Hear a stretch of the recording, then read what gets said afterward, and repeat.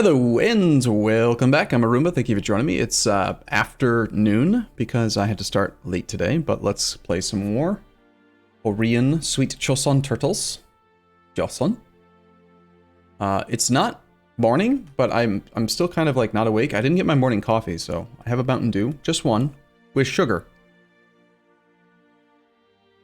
Good to catch you guys up on YouTube land.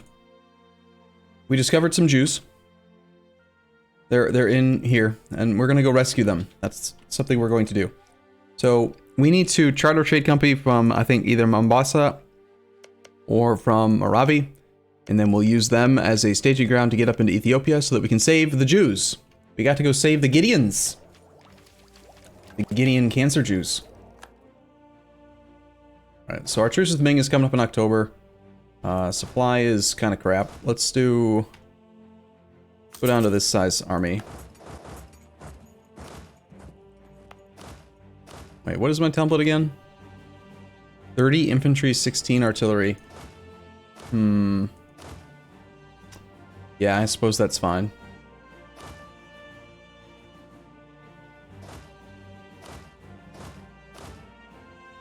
I mean, do we have room to march around 40 stacks? They're kind of maybe too big.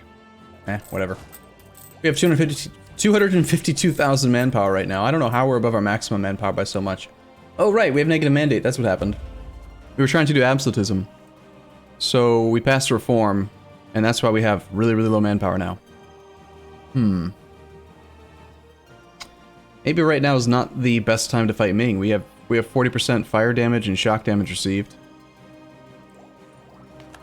I think I decided we're just gonna get absolutism over time, rather than try to do like harsh treatment spam and all that kind of crap. It'll come up eventually. It's fine.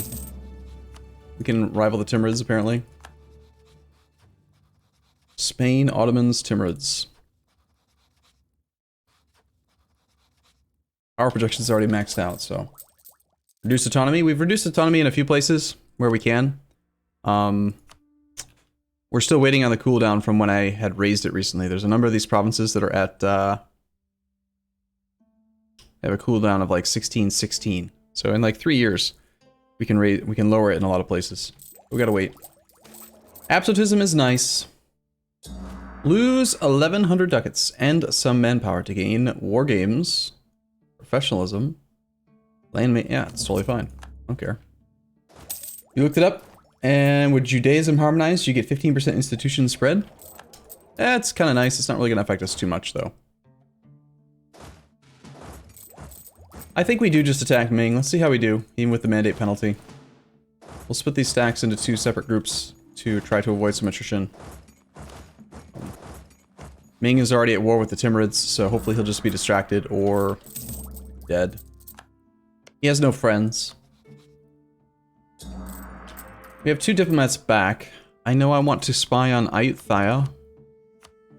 And I think we marked all the land we actually need for the achievement, so we're gonna need some stuff. Did you know you can actually declare wars on behalf of your tributaries?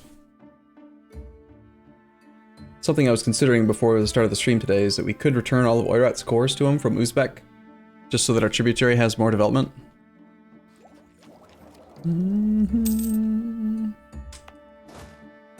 Would be nice. Never going to get Arumba to go court in country, at least not without being really annoyed for the duration. We've already done it recently. There's no point in doing it again. It's just not necessary. Especially in a campaign like this. Like, what will be the benefit even? We shall unify China. Go. We should probably be careful, considering that we need to win battles. Let's actually stack up multiple armies again. Keep the 2 stacks from each of these things next to each other. I'm a little concerned about the 40% damage received modifier from having low mandate. And the only reason we took it is because I was hoping maybe to be able to accept the burger's demands, but that kind of didn't work out. And we got the Unified China CV thing active. Get over onto this fort. Let's keep marching around. Everything's good, everything's fine. Most of our war score is going to come from battles in this. Damn. Damn. I mean, he's good, so I don't want to kill him, but the points are wrong. If only he was a 4-6-3. Do we actually kill him? I mean, I feel so bad, considering killing a guy who's 4 pips above average.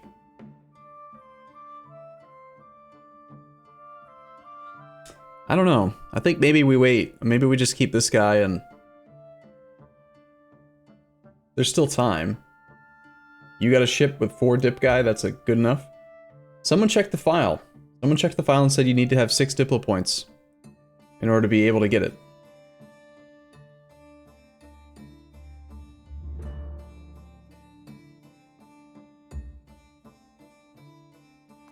Okay, I'm gonna keep him around for a while. I don't know.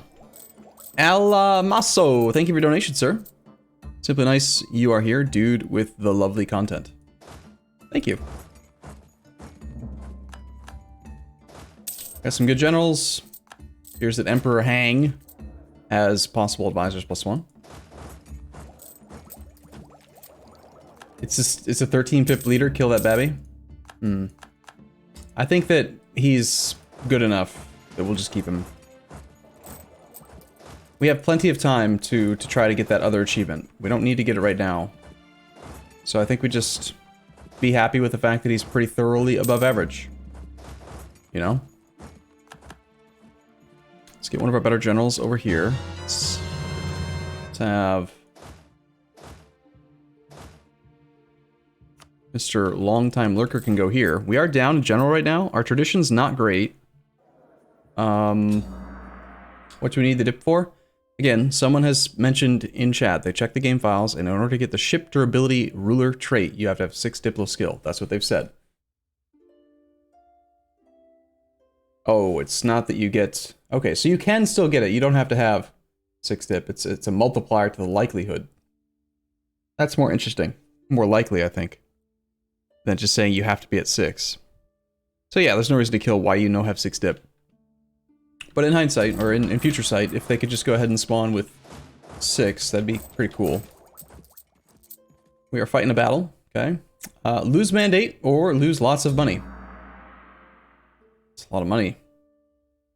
Yaqui? Who the hell is Yaqui and why do they want so much freaking money? Are they actually gonna get this money? It's a 3 development, 1 province minor in the New World.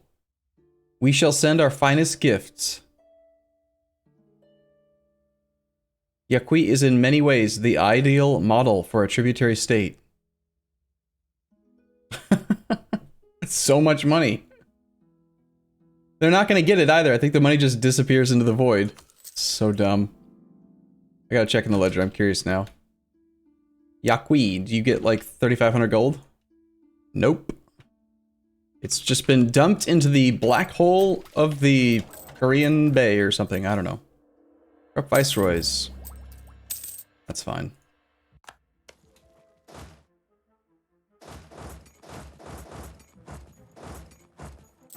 I've been Nigerian princed. Well, we have 36 war score. Looks like we can still win battles despite having low mandate. Grand Secretary howls at the moon. Lose mandate or lose meritocracy. Game is just obsessed with giving me like real bad events right now for some reason. Well, it gives us an excuse to gain some absolutism though. I'll even pay for a half value click. We're still ahead of time on tech. There's really no disadvantage to just paying for it. The Tanned Treasure Fleet has arrived. Neat. We have a siege leader available. Let's grab you. Guy off, sub him in.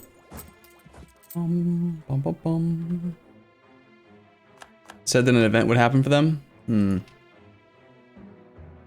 Oh, he still only has 233. Looks like we did win, but not by much. That was a leaderless, like, quarter stack.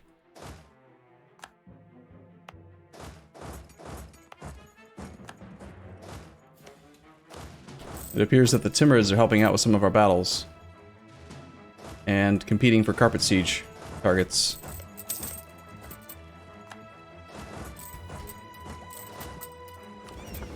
Apparently our navy is getting murdered by the goddamn Ming fleet. Say goodbye to most of our lights. Awesome. It's fine. I didn't really want these anyway. Screw you, Ming. I don't even remember what they were doing. I think they were protecting in Hangzhou. We got a fleet that was also protecting up here. We had sent ships. I think half the fleet's over in, like, California area.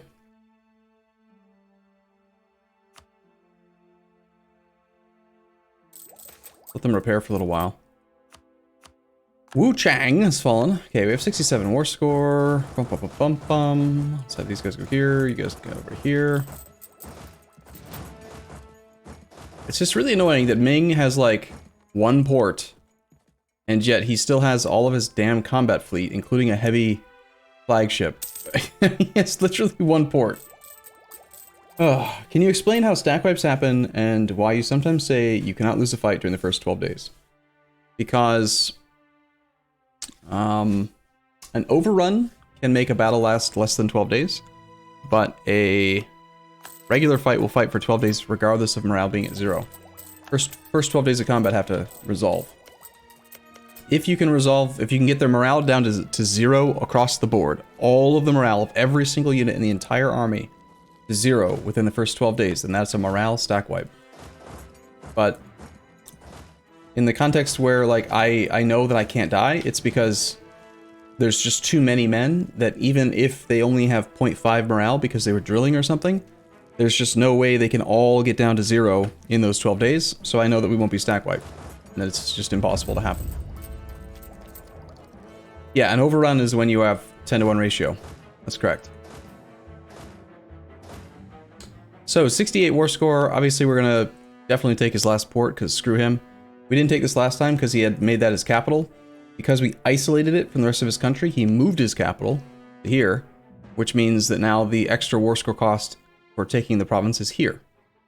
And that makes this one takeable. So we'll take this. We'll take anything else that's part of an existing state, like this and this.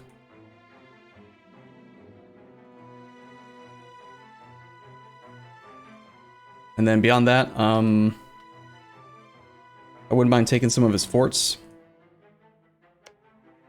He's got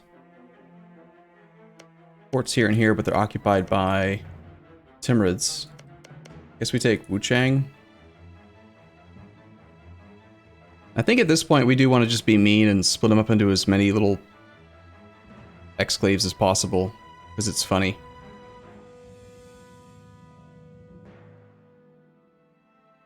I want a lot of Mings.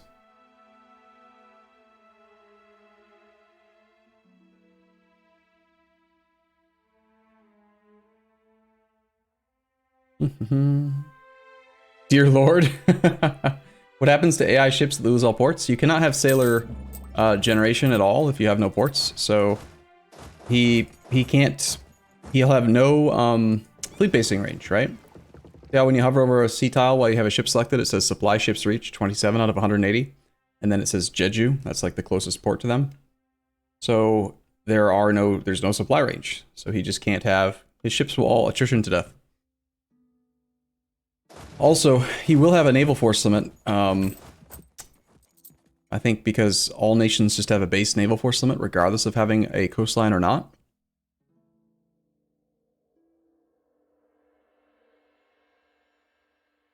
Yeah, Mongolia does have some cores.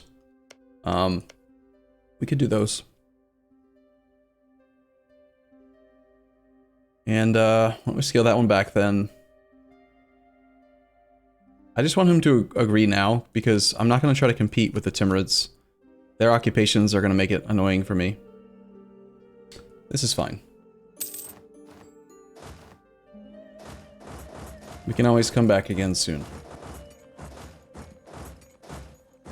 Let's have these guys head to Canton. Let's have these guys head to, like, Hangzhou. These guys can head to Beijing. Rip borders. I count 1, 2, 3, 4, 5, 6. Well, that's not necessarily 1, but 1, 2, 3, 4, 5, 6, 7, 8. 8 distinct little Mings, and then a bigger Ming. It's beautiful. I like it a lot. Makes me happy, personally. The Shizu are too influential because they have too many provinces. Something dropping off soon, maybe? 14. We got 29, 22, 31, 39, 24, 19. Looks like that's going to be a big old no. We're going to have a disaster. Unless we gain a fair bit of development and can state it all.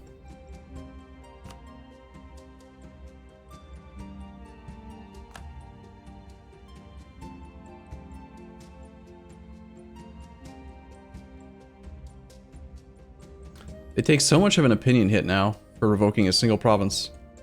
Regardless. Irritating. Alright, well, we're overextended, obviously, but all of our cores started. Check to see, actually, before we let the game run at all, if we can do any lowered autonomy. The extra absolutism. I'm not willing to do it if it's going to cause a huge amount of unrest, unfortunately. I mean, we could fight rebels. We got plenty of manpower. I suppose we could, but we have plenty of monarch points, so decreasing the cost of the cores is not really going to help that much. And again, if I remember correctly, absolutism does not increase the speed of the cores. The speed of the cores is all we really care about. Speed of cores will help out with getting unoverextended quicker, above 100%. Arumba, you will have to, when revoke. I will have to what?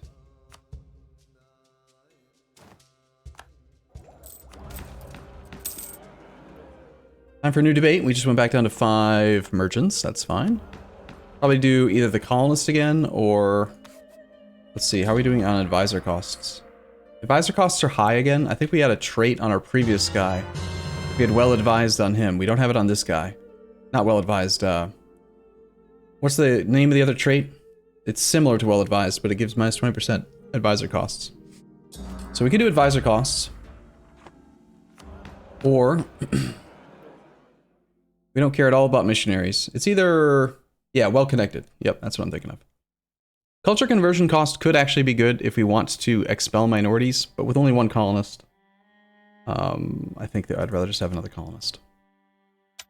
Whoops, didn't mean that one.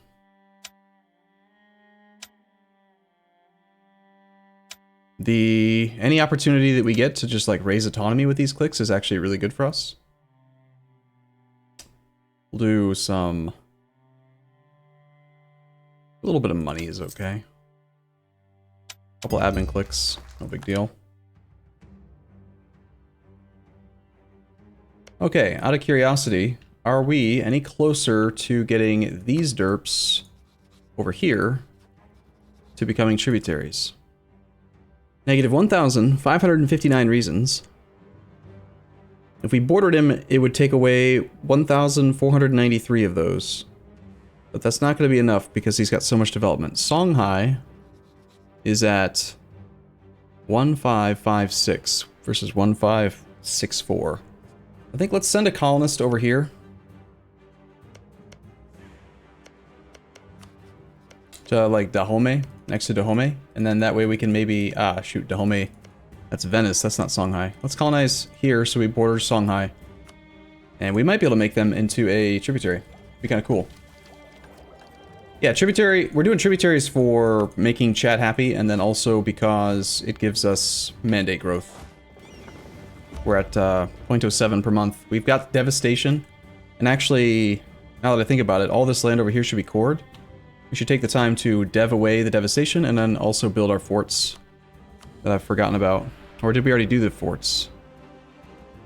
We did already do forts. Everything's in a zone of control, we just need to dev away the really devastated stuff from the stupid typhoon or whatever it had been.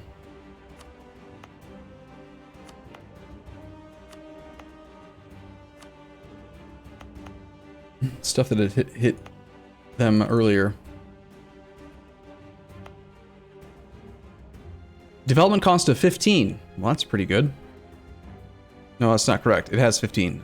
I flip these for some reason sometimes. Still, 43 is not that bad.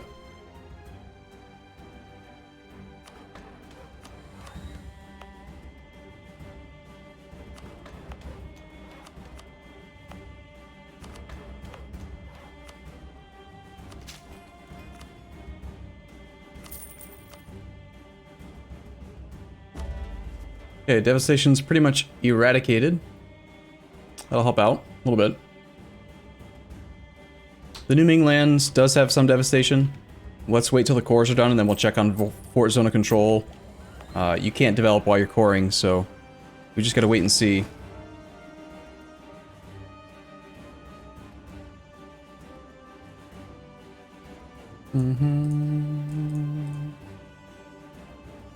Decent for now. Alright, cool. I'm gonna take a short break here and look around a little bit more and talk to chat and stuff. We'll be back in the next episode. As always, thank you for watching. I'll see you again in the next one. See you soon.